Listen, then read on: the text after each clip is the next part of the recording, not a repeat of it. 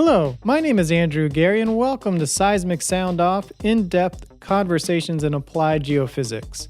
One of the most important functions of a professional society is honoring those who have made significant contributions to the profession and to science.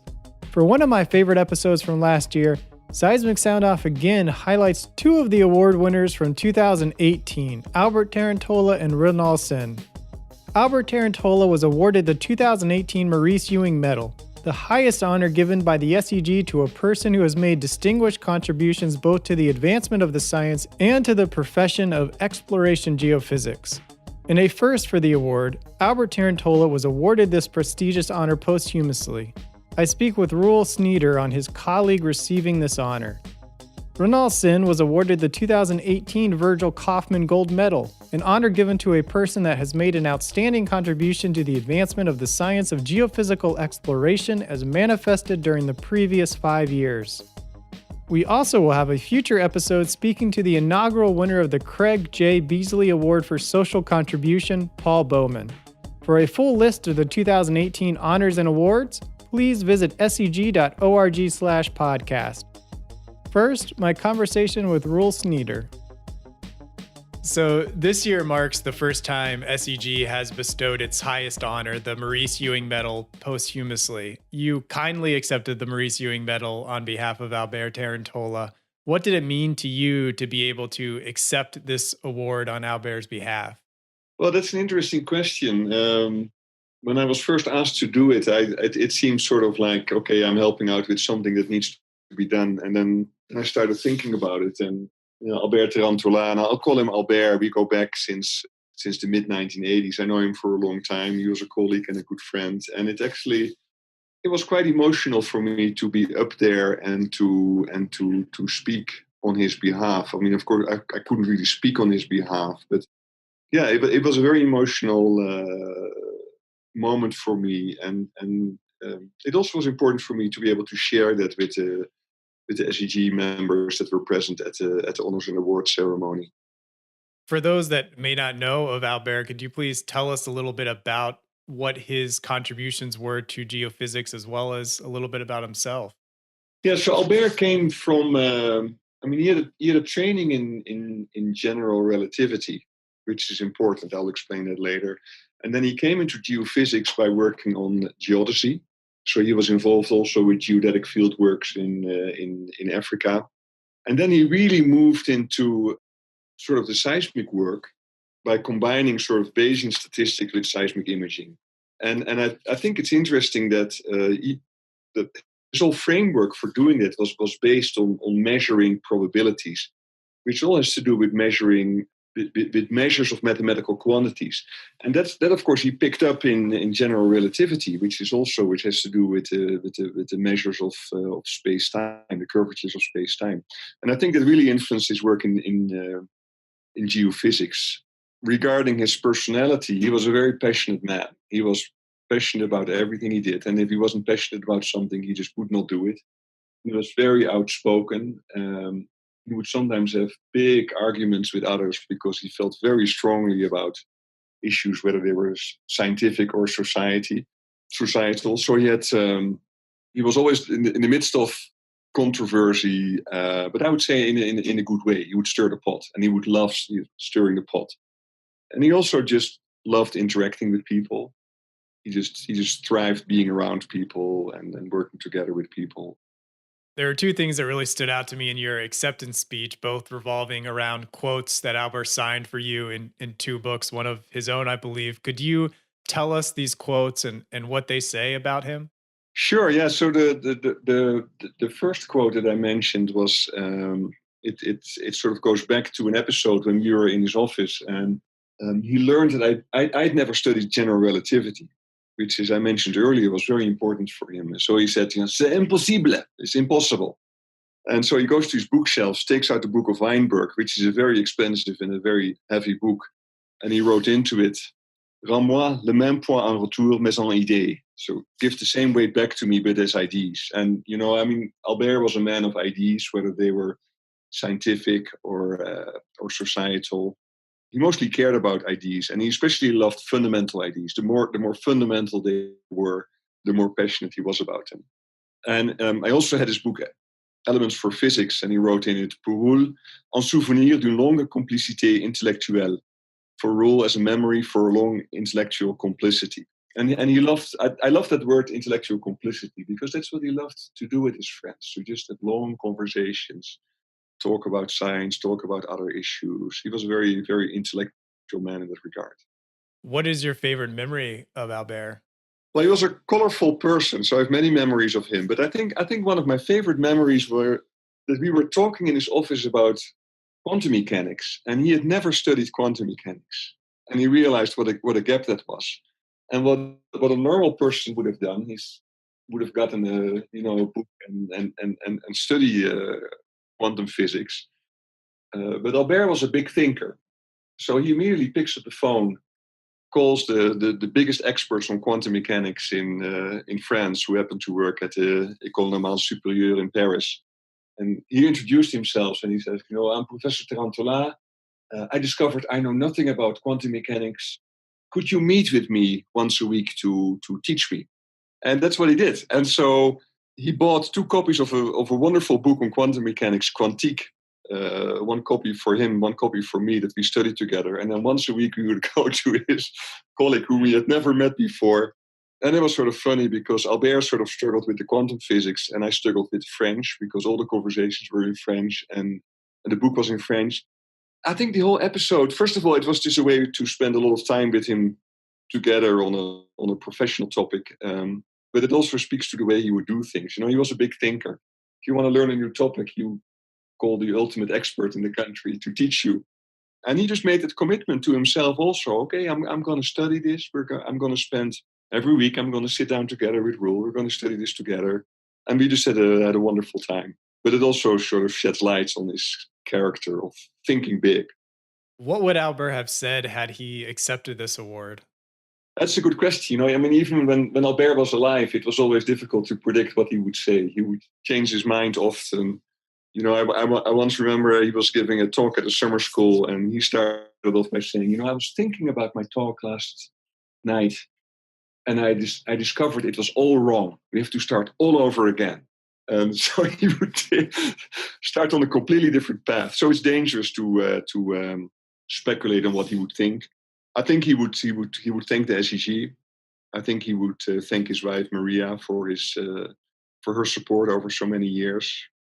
And then I think he would start talking about how he started the whole field of waveform inversion in the 1980s, how he made big promises, how he got a big team together, which was very exciting, how he got exciting equipment. There was a connection machine, and Albert, he loved gadgets.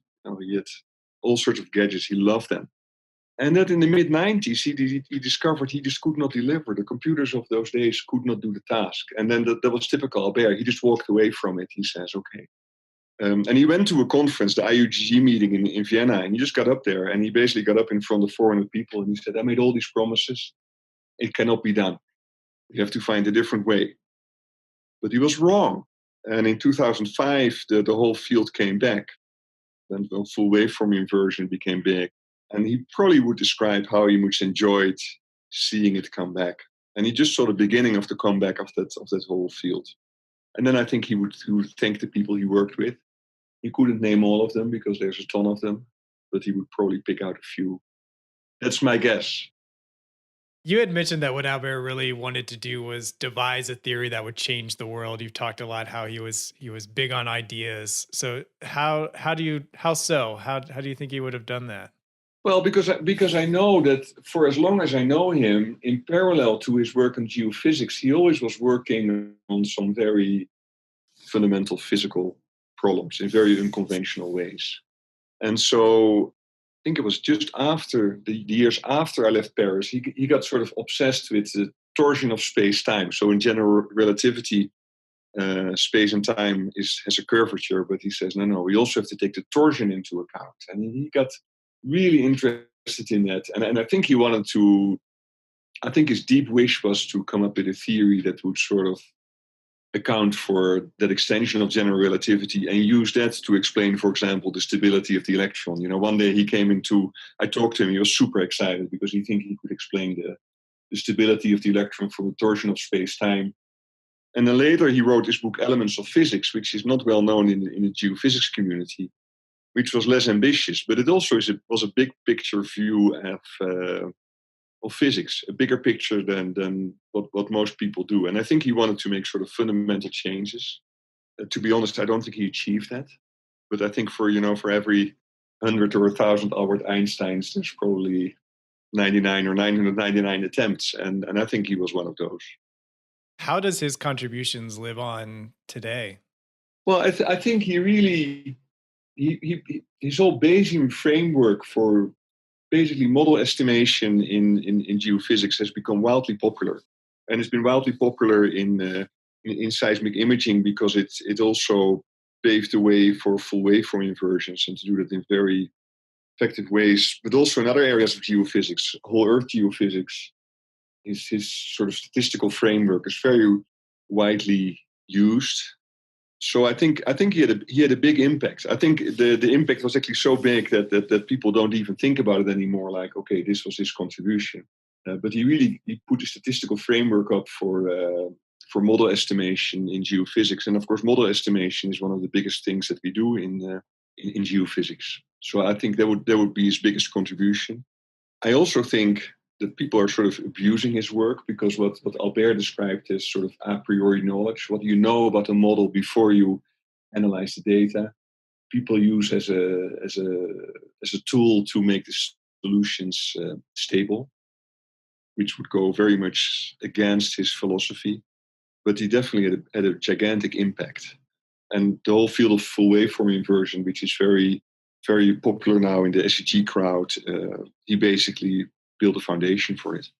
What would you like to leave our listeners with regarding his life and his contributions?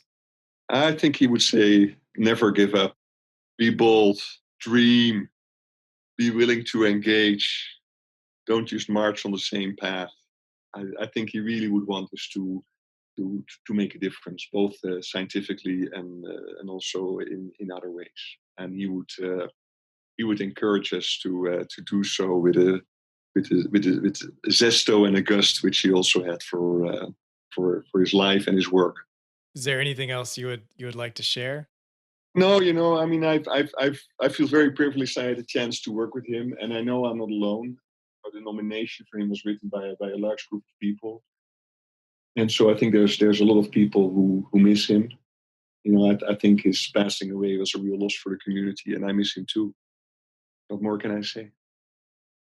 To read the citations for each award winner, find the November edition of The Leading Edge at library.seg.org. Now, for my conversation with Roel Sen.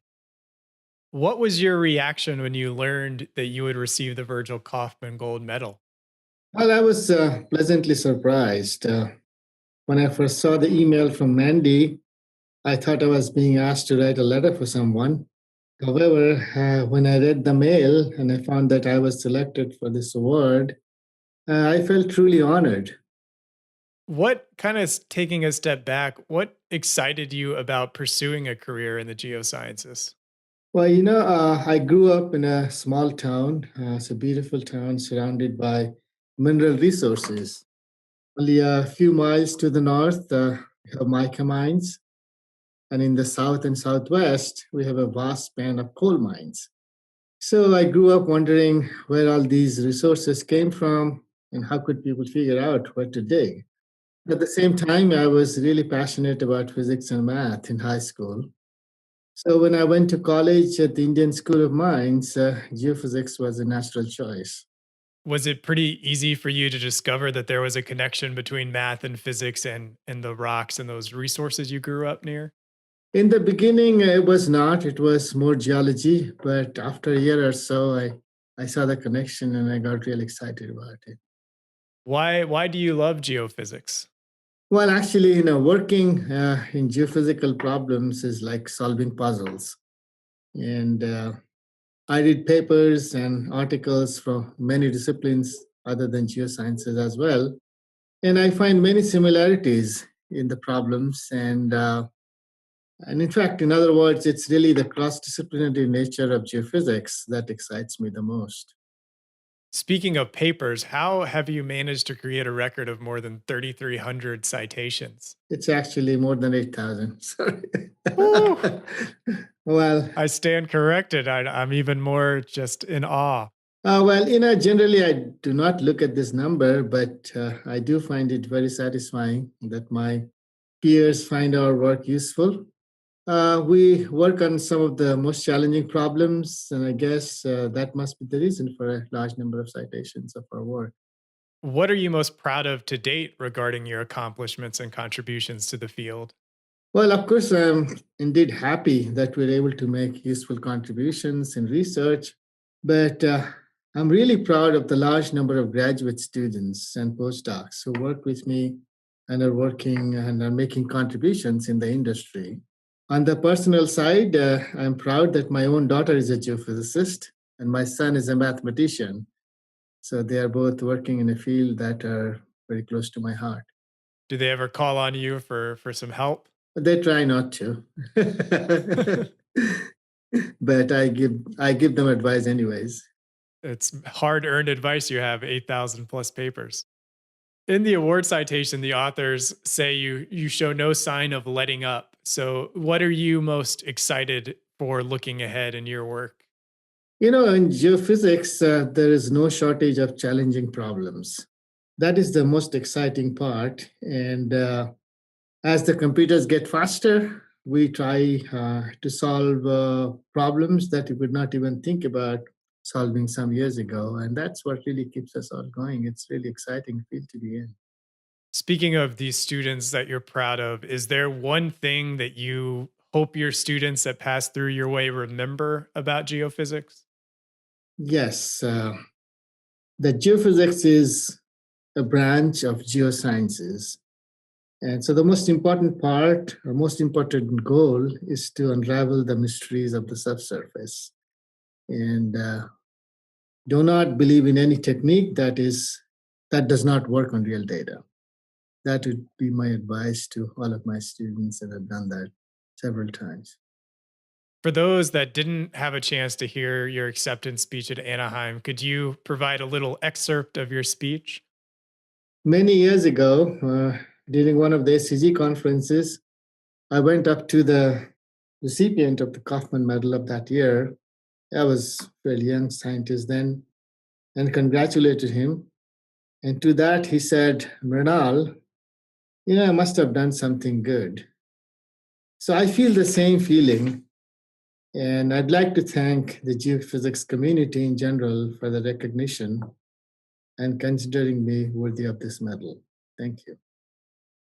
Is there anything you would like to leave for maybe young society members who really want to be involved and contribute to not only the field but also the society of exploration geophysicists? Yes, I always advise young students to flip through the pages of geophysics, even the undergrads, because I grew up doing that and didn't make any sense to me when I was a first year or second year undergrad. But eventually I found, oh, yeah, I can understand what's written in there. So I really advise them to participate in SEG activities in all possible forms and basically read geophysics, the leading edge, and the interpretation, and they will find a lot of interesting ideas in there. When you think back on your career to date, is there a moment or something where you felt like things finally you understood geophysics in a way differently than you had prior to that time? Yes, one of the reasons that I went to grad school is after my undergrad, I was hired to be a seismic processor, and I was asked my boss to do migration of some seismic data. And I had no clue about what migration was. It was very new then, and I was only taught about some geometric method of migration. So I pulled out some papers, and I thought the math was wrong. And so I thought I must go to grad school to have better understanding of wave propagation. As indeed, after a couple of years in grad school, when I went back and read those papers, then started to make sense as to why the math didn't seem right, but they worked, and why people took those shortcuts that needed to be, because otherwise we could not come up with an algorithm that is practical. So I'm glad I went to grad school, and primarily because I wanted to have better understanding of the current developments. And that's never going to be a mistake for anyone. Is there any other final thoughts you would like to leave with our listeners? Well, I'd say that just do what you like doing the best. Then you'd be putting best efforts, and people will really recognize, and you will be able to make an impact. That's what I'd like to say to the young geophysicists. Well, most excellent. Congratulations on your honor, and thank you for taking the time to speak with me. Thank you very much. At seg.org/podcast, you will find the full list of award winners and links to the leading edge article. Follow Seismic Soundoff at seg.org/podcast to hear new episodes or subscribe for free on your phone. Seismic Soundoff is sponsored by the SEG Wiki, the place to find hundreds of biographies of geoscientists, open access tutorials, and ongoing translations of SEG's best-selling book, Robert Sherr's Encyclopedic Dictionary. Type wiki.seg.org into your browser to visit the world's first online geophysics encyclopedia. Original music by Zach Bridges. This episode was hosted, edited, and produced by me, Andrew Geary. The SEG podcast team is Jennifer Crockett, Allie McGinnis, and Mick Sweeney. Thank you for listening. This is Seismic Soundoff, signaling off.